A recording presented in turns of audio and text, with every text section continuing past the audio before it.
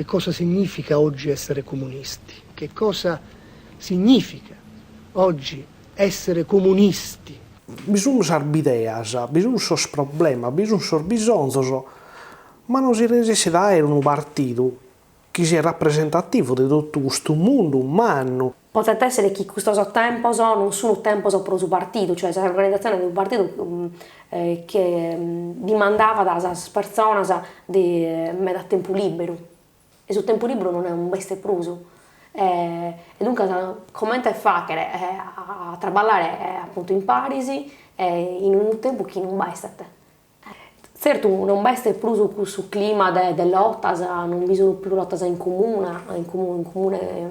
che sono usate, penso alla questione dell'armata militare, che non esiste praticamente più nel suo dibattito politico del Consiglio regionale, e dunque basta una contraddizione tra sul paese legale e sul paese reale. No?